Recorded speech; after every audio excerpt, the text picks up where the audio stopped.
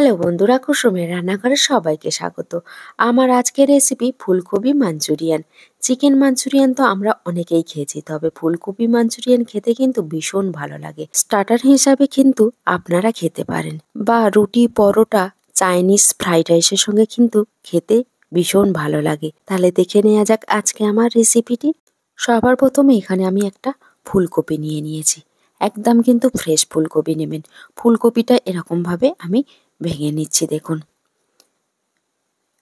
খুব বেশি ছোট করব না, খুব বেশি বড় করব না, একদম মিডিয়াম সাইজ করে ফুলকপিগুলোকে কেটে নেব। আর যে ডাঁটাগুলো আছে ওগুলোকেও কেটে দেব। এই রকমভাবে কিন্তু সব ফুলকপিগুলো আমি রেডি করে নেব। দেখুন, আমার কিন্তু সব ফুলকপি রেডি হয়ে গেছে। আমি ভালো করে জল দিয়ে ধুয়ে নেব। তারপরে এখানে আমি একটা কড়া নিয়ে নিয়েছি। নিয়ে নেব 1 কাপ জল, আর দিয়ে দেব অল্প একটু লবণ। লবণটা দিয়ে একটু নেড়ে দেব। জলটা ফুটে গেলে ধুয়ে রাখা ফুলকপিগুলোকে দিয়ে দেব। ফুলকপিগুলো কিন্তু একদম সিদ্ধ করে নেব না, একটু বয়েল করে নেব। দেখুন, এরকম হালকাভাবে কিন্তু সিদ্ধ হয়ে গেলে আমি ফুলকপিগুলো জল ঝারিয়ে উঠিয়ে নেব। আমার কিন্তু ফুলকপিগুলো জল ঝরানো হয়ে গেছে। ঠান্ডা জলে একবার ধুয়ে নেব। ব্যাটার বানানোর জন্য এখানে আমি দিয়েছি 1/2 কাপ চালের গুঁড়ো, আর নিয়েছি 1/2 কাপ। তারপরে দিয়ে দেব স্বাদ মতো লবণ, আর 1 চামচ কাশ্মীরি লঙ্কার গুঁড়ো। তারপরে দিয়ে দেব 1/2 চামচ জিরের গুঁড়ো, আর অল্প একটু গরম মশলার গুঁড়ো। তারপরে দিয়ে দেব অল্প একটু গোলমরিচের গুঁড়ো, আর দিয়ে দেব 1 চামচ আদা রসুন বাটা, আর 2 চামচ টক দই দিয়ে দেব। অল্প অল্প করে জল দিয়ে কিন্তু একটা ব্যাটার তৈরি করে নিতে হবে। ব্যাটারটা খুব বেশি ঘন হবে না, আর খুব বেশি পাতলাও হবে না। দেখুন, এইভাবে কিন্তু আমি ব্যাটারটাকে তৈরি করে নিয়েছি। তারপরে এখানে আমি কড়া থেকে 1 চামচ গরম তেল নিয়ে নিয়েছি। নিয়ে খুব ভালো করে ব্যাটারের সঙ্গে মিশিয়ে নেব। এই তেলটা দিলে কিন্তু ফুলকপি মাঞ্চুরিয়ান মুচমুচে হবে।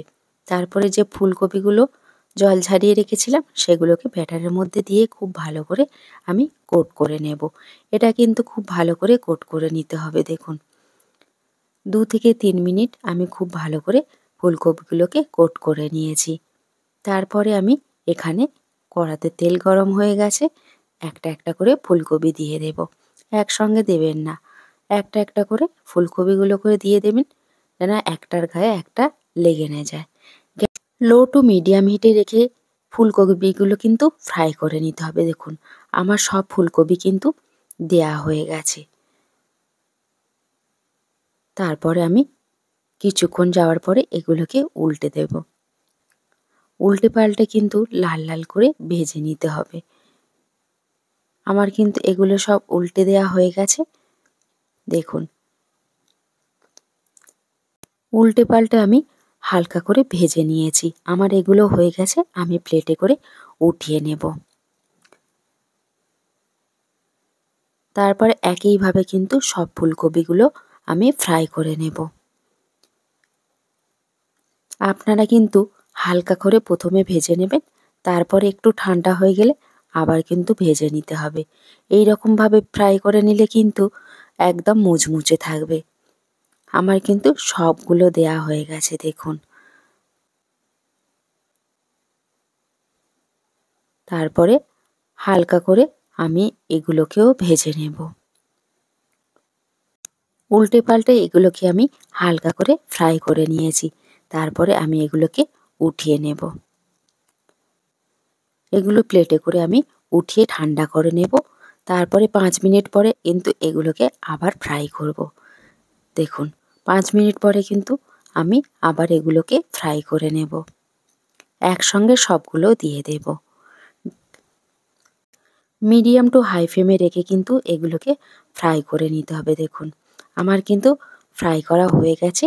আমি প্লেটে করে উঠিয়ে নেব। আওয়াজটা শুনেই বুঝতে পারছেন কতটা মুচমুচে হয়েছে। ফ্রাই প্যানে আমি তেল গরম করে নিয়েছি। তারপরে দিয়ে দেব রসুন কুচি, আদা কুচি। আদা আর রসুন কুচিটা হালকা করে ভেজে নেব। তারপরে দিয়ে দেব 2টো কাঁচা লঙ্কা কুচি। কাঁচা লঙ্কা কুচিটা হালকা করে ভেজে নেওয়ার পরে একটা মিডিয়াম সাইজের পেঁয়াজ কুচিয়ে রেখেছিলাম, সেটাকেও হালকা করে ভেজে নেব। সবগুলো হালকা করে ভেজে নিয়েছি। তারপরে দিয়ে দেব 1 চামচ রেড চিলি সস, 1 চামচ টমেটো সস, তারপরে দিয়ে দেব হাফ চামচের মতো সয়া সস। দিয়ে সব উপকরণ খুব ভালো করে আমি নেড়ে নেব।